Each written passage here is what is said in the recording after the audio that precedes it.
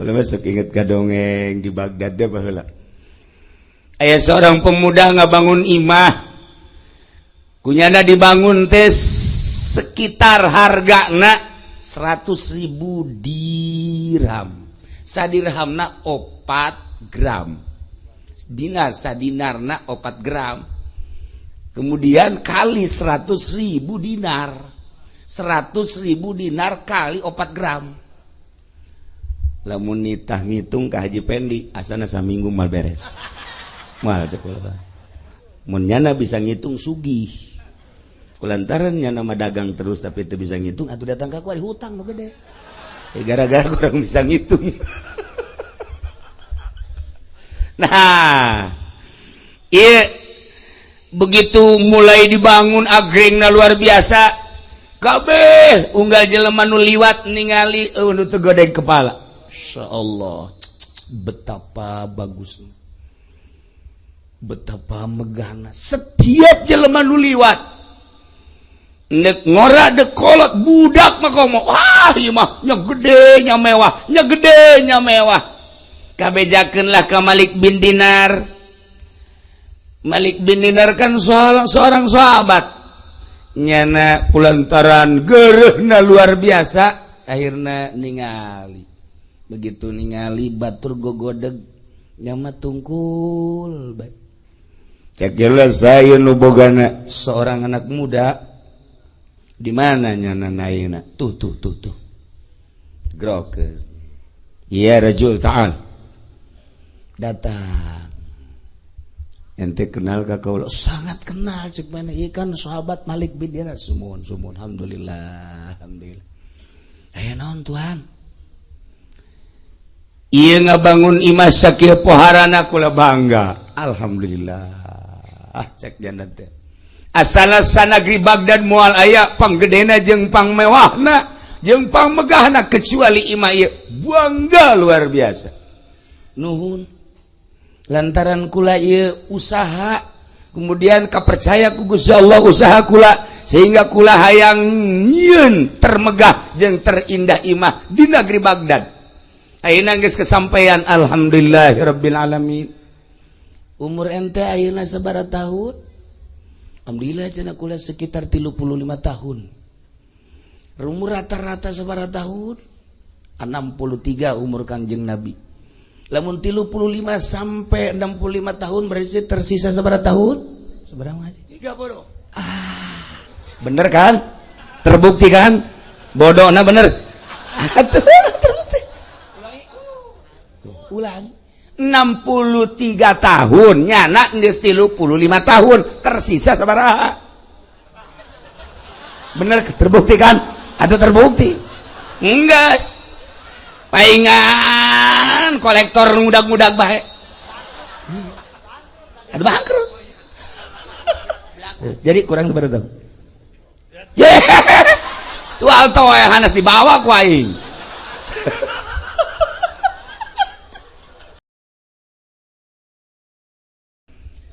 Cek Kangjeng Nabi al-masajidu buyutullah. Masjid adalah rumah Allah. Setiap masjid di mana baik lain sakadar ngabangun masjid tetapi memuliakan Ka'bah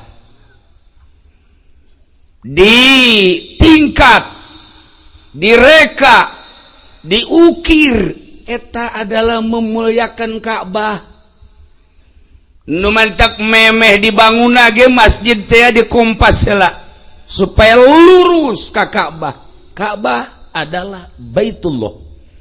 Masjid adalah Baitullah. Sebab masjid menuju Ka'bah, Ka'bah adalah Baitullah. Geus masjid ieu adalah imah Allah.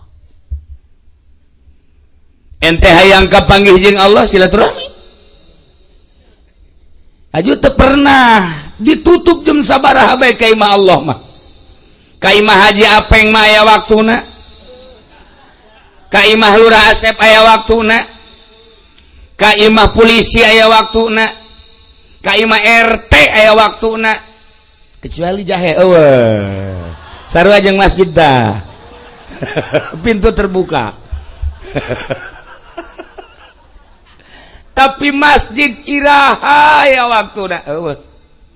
Sebab masjid mah lain anu bupati, lain nu presiden, lain nu RT, lain anu lurah, lain nu kiai, nu Allah.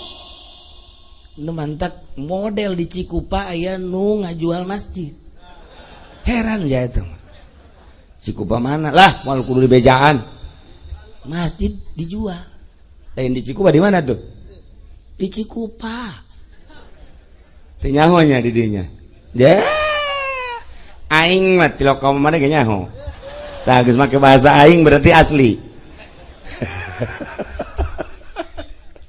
Bali beja-beja. Untung bae kaburu dimusyawarahkeun. Hampir terjual. Dek dijieun ruko. Ieu masjid. Tah ieu imah Allah. Setiap jelema anu ka masjid berarti dek manggihan Allah. Lantaran urang jadi manusia dibere pikiran. Pikiran eta jang tafakur. Ketika urang ningali lapangan lega, aya gawangan, cak pikiran urang, wow, ieu paranti maca sholawat ya. Pikiran orang Cikupa kan kos gitu. Dukuh bangsa bloon kabeh. Masa lapangan pakai baca sholawat. Oh, paranti main bola. Pikiran tafakur langsung muter. Set. Berangkat deh. Set. Kantor kepala desa. Weh, urusan anak KTP sulit ini. Sulit. Tafakur. Berangkat deh. Set. Terus mengarah ke ditu aya hotel nelayan. Nah, iya paranti marhaba ya. Tuh. Tafakur orang. Tafakur nyahoan berarti orang dia. Nyaho berarti di mana coba ayo hotel nelayan di mana? Di mana? Di Jati nyaho berarti si osok tah. Orenganan orang Jati bakat tempuh doang nu ngeusinam orang dia rah. Buat digiringkeun ku lurah. Tafakur. Ditafakuran, oh aya paranti-parantina. Lewat set. Kantor polisi, polsek. Wah, iya berarti tempat setan. Mas setan? Tempat setan eta. Nu mabok bawa ka dinya, nu zina bawa ka dinya. Iya kan? Ah, iya. Eta tempat setan. Berarti kan polisi nage untuk menangani setan ya harus sesuai dengan setan. Setan. Maksudnya nyana bisa babaca anana. Polisi itu ulah disangka lantaran nyana menangani setan, jadi harus bertampil seperti setan. Polisi. Ji atuh urang naik motor bae. Aya polisi langsung, aduh. Wah, urang setan. Sieun urang. Padahal makannya lagi ai kanu rapih momoalna naon. Tanya ya. Trit. Oh iya, Pak. Mana STNK? Waduh, lupa, Pak. Oh iya. Karena mah gak pakai helm. Lupa, Pak. Lupa melulu kamu. Udah kalau gitu kan kamu STNK nggak bawa, helm juga nggak pakai. Udah sekarang mah bayar aja dah, Pak. Waduh, nggak bawa uang, lupa, Pak. Lupa. Iya. Kamu bawa otak nggak? Lupa, Pak. Otak juga nggak dibawa. Polisi jadi bingung. Jangan taing salah ya. Tah eta kapanggih jeung setan mah kudu disetanan deh.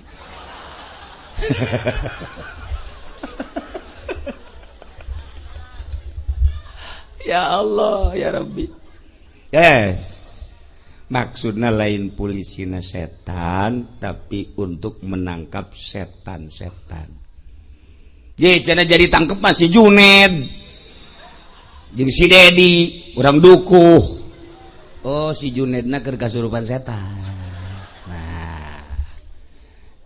si Dedi sarua tangkep.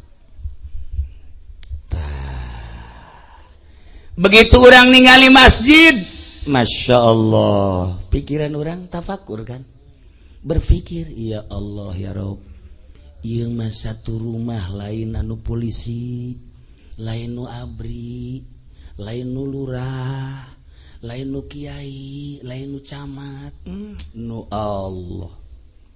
Make adab-adaban asupna ge. Ketika dek asup urang make sapatu semahal apapun dibuka. Sendal nu mahal kumaha bae dibuka. Naon bae anu kira-kira kurang sopan asup ka masjid tetap dibuka. Sebab masjid mah lain anu makhluk nu Allah.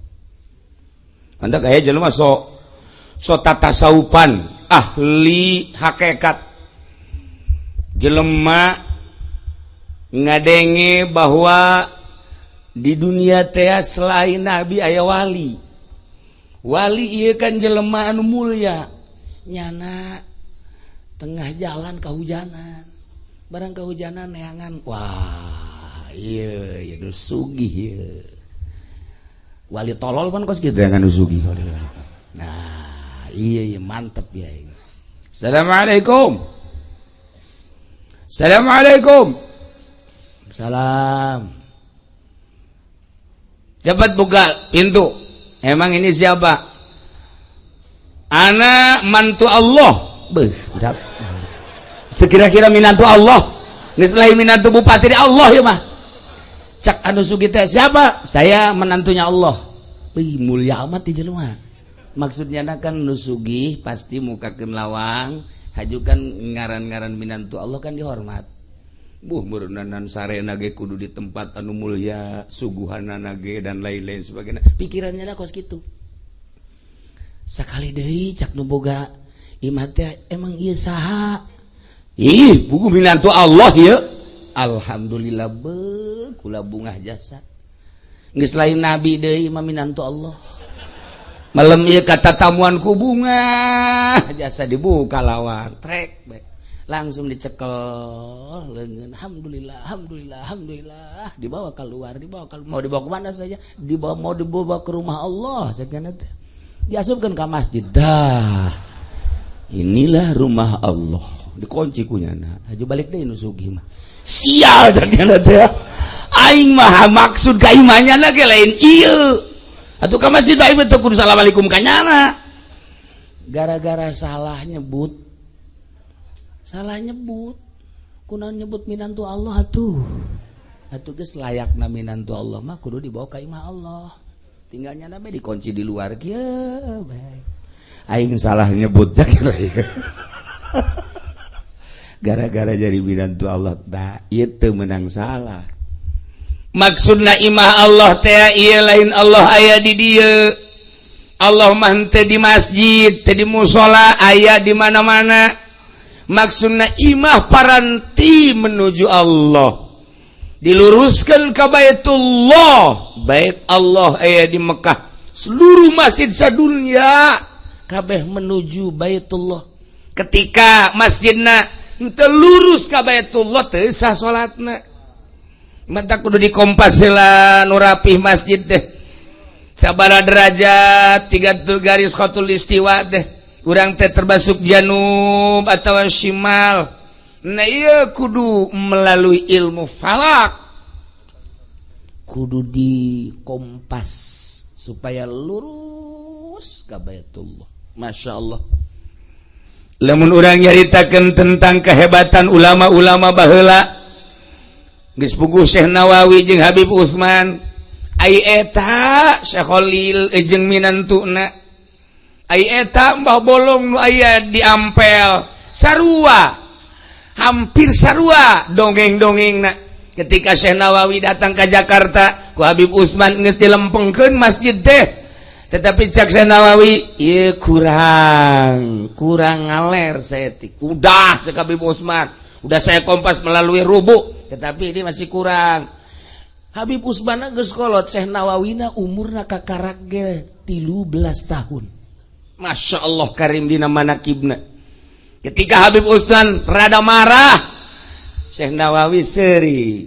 Begitu Habib Utsman mendesak, dari mana Anda tahu, wahai Nawawi, bahwa ini masjid kurang aler? Langsung ku Syekh Nawawi tanara dikitukeun doang tah. Make curug. Entek curug Rusdi ulah sembarangan. Eta bisa ngabolongan nya. Ngabolongan naon? Ulah razia teman. Loba dongengna ge hampir ditangkepnya eta. Begitu dikitu-kitu nah coba lihat di deuleu ku Habib Utsman, Masya Allah, Baitullahna katingali masjid kurang ngaler kakarak. Dirinya Habib Utsman meluk, sanggesa meluk cium tangan, Syekh Nawawi mung dicium tangan ku Habib, malah Syekh Nawawi nyium tangan ke Habib Utsman.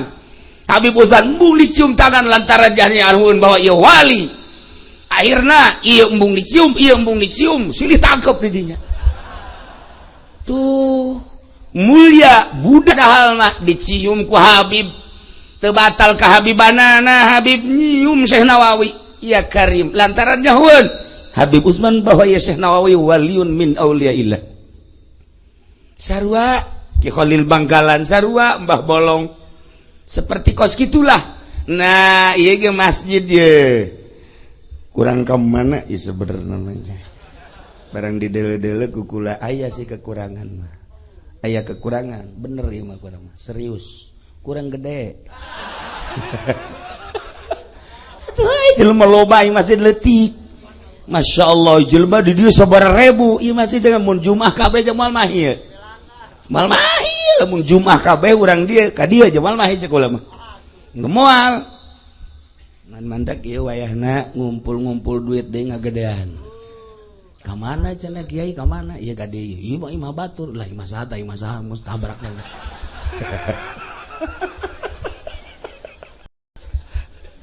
Kalau masuk inget kadongeng di Baghdad deh baheula. Aya seorang pemuda ngabangun imah. Kunyana dibangun teh sekitar hargana 100.000 dirham. Sadirhamna 4 gram.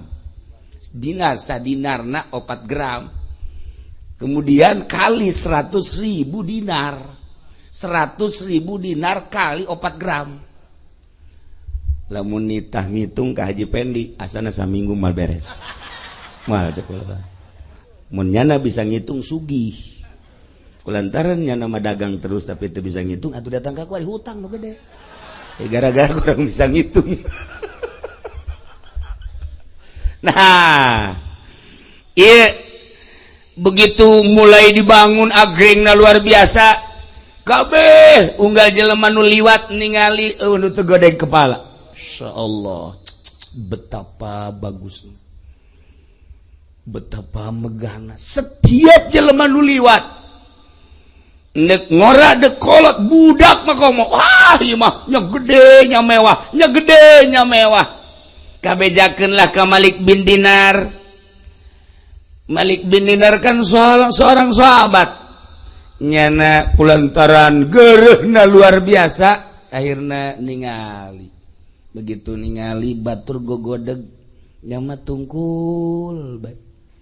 Cek jelas saya nu bogana seorang anak muda di mana nyana naina tuh groker ya rajul ta'al datang ente kenal ka kaula? Sangat kenal cek mana ieu kan sahabat Malik bin Dinar. Sumun alhamdulillah aya naon tuan? Iya ngabangun imah sakieu poharana kula bangga. Alhamdulillah. Cek jannah teh. Asal sanagri Baghdad moal aya panggedena jeung pangmewahna jeung pangmegahna kecuali imah ieu bangga luar biasa. Nuhun. Lantaran kula ieu usaha kemudian kapercaya ku Gusti Allah usaha kula sehingga kula hayang nyieun termegah jeung terindah imah di negeri Baghdad. Ayeuna geus kesampaian alhamdulillahirabbil alamin. Umur ente ayeuna sabaraha tahun? Alhamdulillah cenah kula sekitar 35 tahun. umur rata-rata sabaraha tahun 63 umur Kangjeng Nabi. Lamun 35 sampai 65 tahun berarti tersisa sabaraha tahun? Sabaraha? 30. Bener kan? Terbukti kan? Bodohna bener. Terbukti. Ulang. 63 tahun nyana geus 35 tahun tersisa sabaraha? Bener terbukti kan? Atau terbukti? Enggak. Paingan kolektor ngudag-ngudag bae. Atuh bangkrut. Jadi kurang sabaraha tahun? Yeah. Tuh alto wae hanas dibawa ku aing.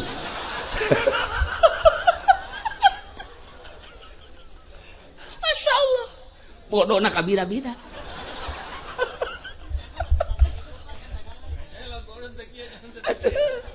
Sakitu teu bisa geus kieu bae. Mun bisa meureun opat kabeh.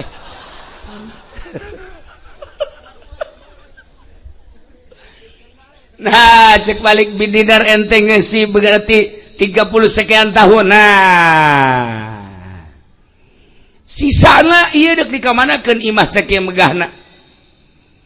Pamajikan ente kemudian ngeusi masih keneh tangguh ya imah dieusi ku ieu masih keneh tangguh. Kumaha lamun diojol ku ari ieu imah ieu? Diojol jeung naon tuan? Diojol jeung kemewahan 70 kali lipat seperti ieu gedena mewahna 70 kali. Ji. Atuh kula mah resep jasa lamun diojol mah. Lamun bener-bener daek diojol deule kaluhur. Nya nambungeun deule kaluhur. Aya naon tuan deule di luhur. Sakali dua kali katilu kali nyana daek ningali ka luhur, begitu ditinggali di luhur Masya Allah aya istana nu hese dicaritakeunana anu hese dibandingkeunana eta mah lain bangunan dunia cek manehanan. Ha lamun ente daek ojol jeung eta ieu imah nu sakieu megahna, imah nu sakieu gedena wakafkeun jang ka masjid. Sok harita keneh lantaran geus dibere deuleuan istana nu sakitu poharana henteu cengkat deui. Detik ieu menit ieu abdi mah kajenting susah hirup jeung anak jeung pamajikan. Ieu imah deuk diwakafkeun jang masjid lantaran geus kadeuleu istana. Mata cek urang ge tadi ieu tanah saha bae ieu pokona gedean ieu masjid ka dieu. Cakjana ieu tah engke dibere istana di ditu. Ojol ieu ge asana ka bawah yang kemaya imah saya asana isuk asana ieu geus lah asana ka ka kiaikeun mah ulah ka masjidkeun mantep. Ji lain lalagaan ti harita langsung pamajikanna nanya ka kunaon eta imah nu sakitu megahna encan anggeus geus diwakafkeun ka masjid. Masyaallah neng urang moal kebal hirup di alam dunia kakak geus ningali istana. Istana di mana cak yang geus teh nyaritakeunana pokona neng mah geus ulah daek mewah-mewah di dunia aya engke di akhirat ku kakak diajak. Wah cak cenah ieu kakak jadi kieu ngobrol. Lantaran nu kapanggihna wali Allah bisa ngabukakeun hijab sehingga jelema percaya. Geus urang ge lamun kapanggih jeung ahli tauhid beneran nya make kana tauhid urang bakal percaya kana ilmu tauhidna. Lamun jelema ahli fikih make kana fikihna ketika nyaritakeun fikih percaya nya kana fikihna. Ketika urang kapanggih jeung ahli hakikat bener-bener nya ngahakikatna urang cinta ka Allah bakal resep gerage. Sebab naon disesuaikeun jeung nu nyaritaan. Tuh, lu bantak iya al-masajidu buyutullah. Masjid adalah imah Allah, lain sembarangan. Geus dina Al-Qur'an ge kan dijelaskeun fi buyutin adzinallah an turfa'a wa yuzkara fiha ismuhu yusabbihu lahu fiha bil ghudwi wal asal. Ya satu bangunan dipersilakan ku Gusti Allah untuk diagungkeun, diluhurkeun, disucikan Gusti Allah, jangan baca Quran, zikir dan lain sebagainya. Bentuk naon eta bangunan?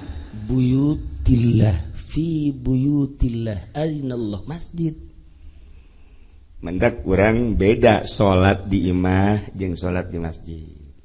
Salat di imah makan aya suara TV. Allahu Akbar.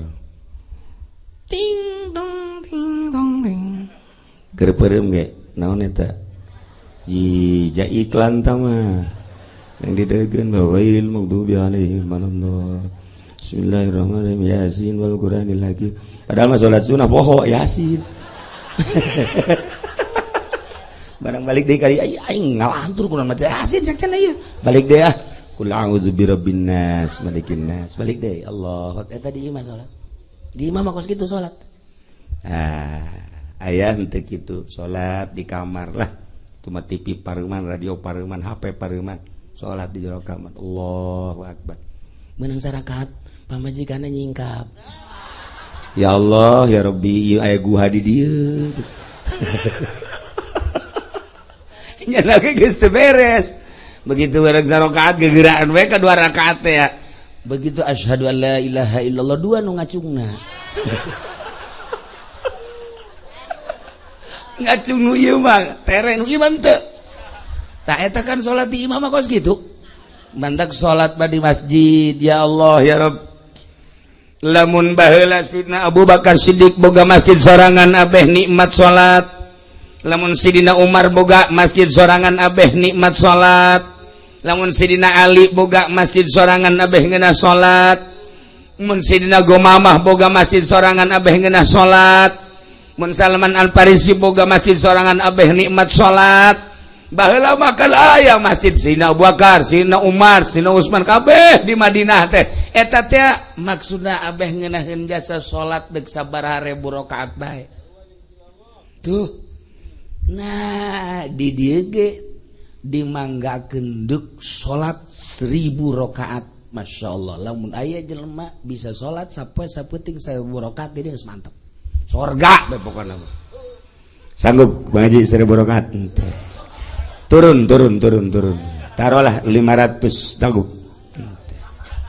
100. Ya. Aduh, iya, 100 kan teh. Turun ke saya lah 50 rakaat. Ya Allah, masih kan. 10. Nu sunahna 10. Masya Allah mun kula malaikatna enggeus. Kolot-kolot teh budak. Neng ngaon gawe atuh. Tah, kadadan 1000 rakaat atau 500. Kadadan 500 rakaat 100 rakaat sapeuting tahajud. Waduh cenah kiai 100 rakaat batu teu kabagian waktu geus 50 rakaat. Duh cenah 50 gitu kiai teh boleh pagawean urang teh kudu pagawean kiai, kiai ge henteu. Tuh sia mah sok aju ka kiai ge henteu. Ngacaprak sia mah. Geus atuh 10 rakaat. Asana cenah kiai 10 ge berat cenah.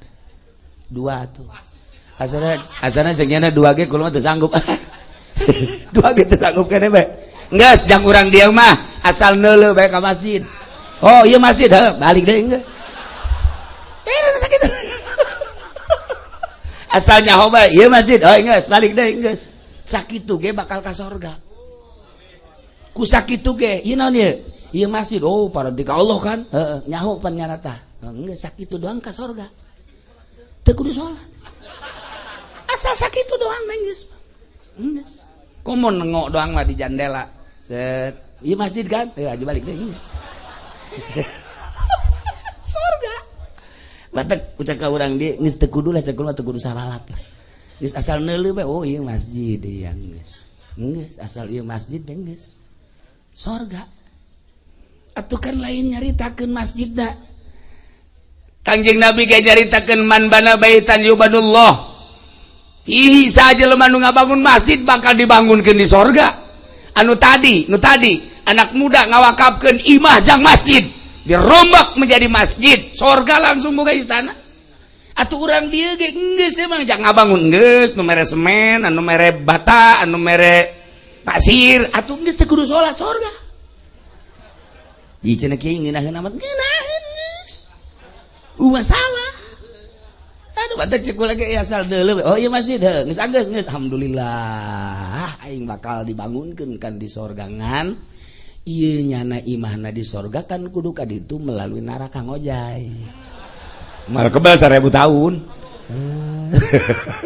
Tah ieu bangunan. Teu kudu salat loba-loba. Urang ningali bae geus jadi ibadah. Sakumaha urang ningali nu diharamkeun ku Gusti Allah jadi siksa. Urang ningali nu diharamkeun ku Gusti Allah jadi siksa. Ningali anu diwenangkeun ku Gusti Allah komo ieu mah jang paranti ibadah ka Gusti Allah atuh jadi siksa. Mantap daripada nonton TV mending neuleuh masjid. Ye, biasa kenal Lah yang neuleuhan bae. Geus salat moal. Neuleuh doang ieu mah cak kiai ge neuleuh doang gajaran sakene ge teu kudu salat geus pokona mah. Kebel-kebel mah nyana ge kan izin. Sapoe neuleuh 2 poe neuleuh 3 poe nyana ge mikir aing neuleuhan doang teu salat goblok ya aing. Ya tah, matak neuleuh heula. Neuleuh heula ka dinya. Kayak kan anu nanya, keur naon Mang? Neuleuh masjid. Geus salat moal. Sapoe 2 poe man keur naon neuleuhan bae masjid. Tuh emang neuleuh bae cak kiai ge gajaran. Geus bae kitu eta terus bae. Menang sambigu aing si tolol teh nya sakieu. Batur nu salat aing nu neuleuhan doang. Tah ge mah kebal-kebal mah nyobaan aing salat lah tah. Jadi ulah wakadita salat ka jelema neuleuh bae heula. Neuleuh bae heula. Urang seperti tahajud ulah wakat tahajud berat, hudang bae heula. Hudang. Hiji, wah waktu tahajud dia jaga teh geus. Cukup aing maca kieu ge jak hudang doang. Geus, malah mah hudangna ge balap jeung ieu heulaan ieu hudangna ge. Kabawa ku eta hudang ge nya ge. Tah, aki-aki mah teu hudang. Nah ieu hudang ge kebel-kebel mah nya ge. Aing naon gawe cek nya ieu. Hudang atuh mending tahajud. Geus lah cek tahajud aing mah sarokat bae. Woi, sok pamajikanna di mana aya tahajud sarokat? Cak kiai ge seutik-seutik. Tah manggeus pokona aing mah sarokat bae. Atuh tetep salat mah 2 rakaat lain witir. Mong aing mah sarokat bae lain. Rakaat bae usul salat tahajud rakaat Allahu akbar. Rukuna geus hiji ruku. Sarokat bae hiji ruku kan. Cak pamajikan salat sikos kitu. Ya sia aing mah sarokat ge salat sia.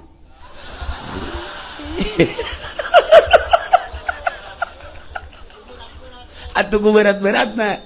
Malah mah geus disiapkeun tahajud mah tahajud anggal geus di dieu bae.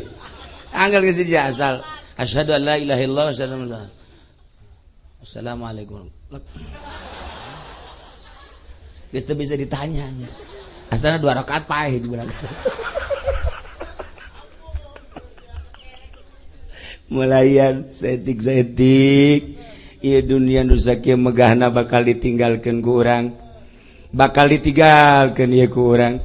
Anu ngabaturan urang ku ari teh 3 harta ngabaturan urang jadi batur urang harta teh mobil segala rupa imah nu ngabaturan urang teh keluarga pabajikan anak dulur kabeh nu ngabaturan urang teh amal urang ketika datang ke kuburan 2 balik tinggal amal urang saya ikut terus Haji Pendi saya amalmu dan saya kemanapun akan ikut dengan engkau kok cek aja pede kok jore amat sih iya salah siapa terserah anda lah. Kok bisa jadi jelek begini sih ini kenapa harus tahu dong kan dagang enggak jujur ini saya waktu karung dioplos kan saya waktu membohong harganya belum dapat padahal kan udah untung kan saya di sini. Di samping itu juga utang orang gak dibayarkan saya. Terus kan mobil juga kan kreditan saya juga kan. Waktu sama si Mbak tetenya digitu-gituin kan saya. Tuh iseng caknya belum tuh coba. Pokoknya saya akan setia ikut terus. Cek aja ini jangan dong. Saya malu sama teman-teman gak bisa. Saya tetap ikut mulai dari kuburan sampai ba'ats, sampai mahsyar, sampai timbang, sampai nyebrang jembatan Siratal Mustaqim. Saya terus ikut. Ya semua. maksud batur mah baragus.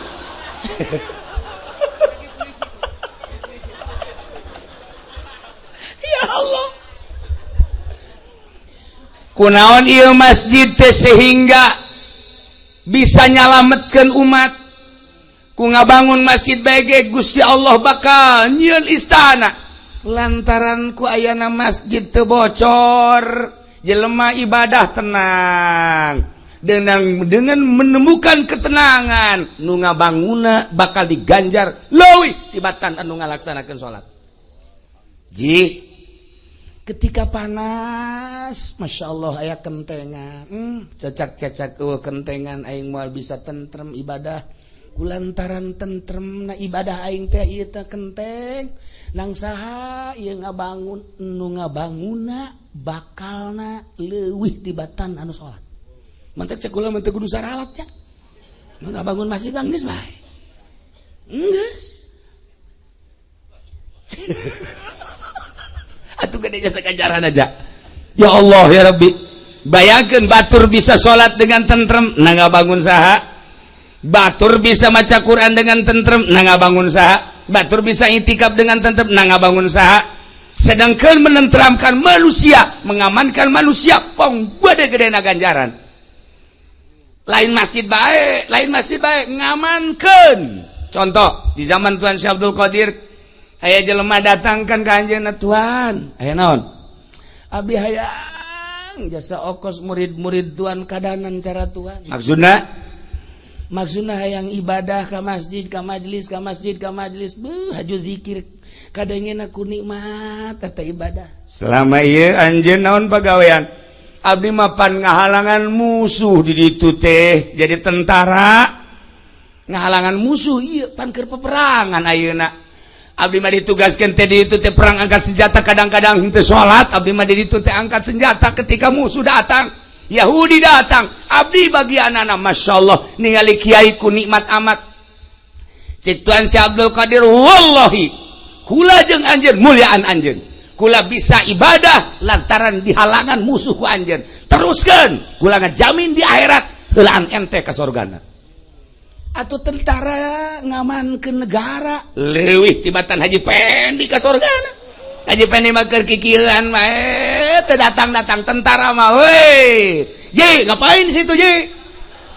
Ini enggak nyampe-nyampe makanya. Eleh kun tentara. Ji, ngamankeun. Kopral maka dikitu ge. Eleh ku kopral. Atuh komo ku jenderal. Polisi lamun bener-bener ngamankeun negara. Saat manusia keriweuh datang polisi. Tenang, ada saya. Ada apa ini urusannya? Ini berantem soal apa? Ini soal perempuan. Nginggir semua. Sini perempuannya. Aman. Sial tak polisi goblok. Ngamankeun. Negara keracak-acakan polisi. Urang kan waduh. Ya. Urang lewat. Jalan macet. Lu bisa nangani, tapi ku polisi langsung turun, stop punya na kaditu iya kadia urang ke bunga adena aya polisi. Emang lain ganjaran eta? Ganjaran, masya Allah. Talamun polisi bebeneran ngamankeun negara dalam negeri, keamanan teh bener-bener ngamankeun, abri ngamankeun, atuh pangheulaan nya ka sorga. Pokoknya dijamin jeung Haji Pendi jauh. Haji Pendi mah maleset nya mah di jembatan Siratal Mustaqim ge galeang. Wah. Malah mandu di tukang 1, 2. Bener bae ngejebur. Ya Allah, ya Rabbi. Ya Rabbi Muhammad. Nah, tinggal kuari urang ningali dedikasi polisi bener henteu ngamankeunana, ente anu menilai. Bener henteu abri ngamankeun negarana, ente anu menilai.